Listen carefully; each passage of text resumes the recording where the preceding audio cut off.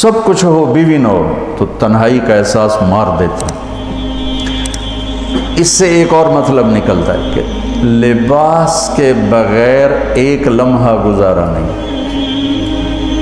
सारा दिन पानी नहीं पीते हैं ना, अब मैं बयान में पानी पी रहा हूँ, लेकिन 16 घंटे तो गुजारे हैं ना, पानी नहीं पिया, खाना नहीं खाया, 16 सेकंड लिबास के बगैर गुजार सकते हैं?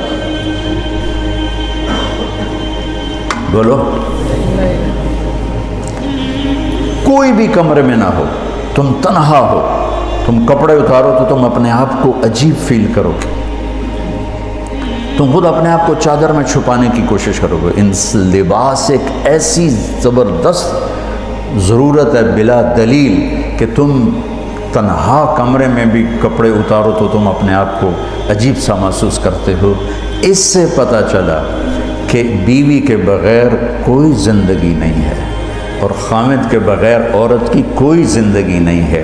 ये हमारा बदबख्त मुआशरा हिंदी कि किसी बच्ची को तलाक हो जाए, वो गल सड़ के मर जाती, उसकी शादी नहीं होती। कोई जवान बच्ची बेवा हो जाए, वो सिसक सिसक के मर जाती, उसकी शादी नहीं होती। कोई 40-50 साल का हो जाए मर्द, उसकी बीवी मर जाए, कोई उसको लड़की देने के लिए तैयार कोई नहीं। और लिबास का लफ्ज़ बताता है कि शादी के बग़ैर इंसान नंगा है और नंगे इंसान का कोई कहीं भी गुजारा नहीं है।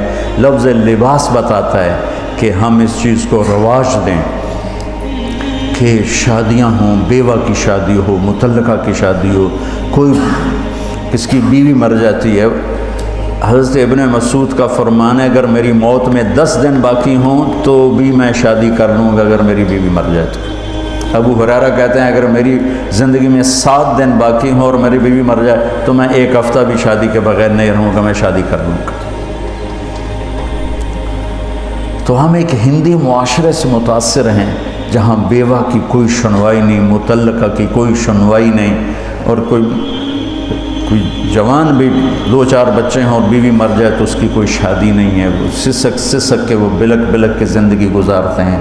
हम लोग इसको रवाज दें। लिबास, लफ्ज़ लिबास बता रहा है कि जैसे लिबास के बग़ैर एक लम्हा आदमी चैन से नहीं बैठ सकता, ऐसे ही इस रिश्ते के बग़ैर ज़िंदगी में कोई खूबसूरती नहीं, कोई हुस्न नहीं है। मैंने जैसे कहा लिबास सबसे करीब है, तो इसके बाद बीवी का हक़ सबसे पहले आ जाता है।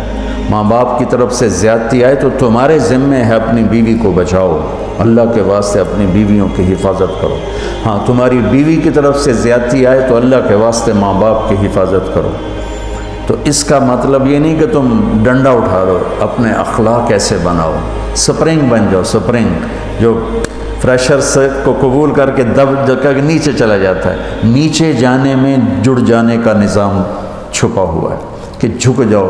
माँ बाप नाराज़ हो उनके पाँव पकड़ लो, बीवी नाराज़ हो उसके पाँव पकड़ लो।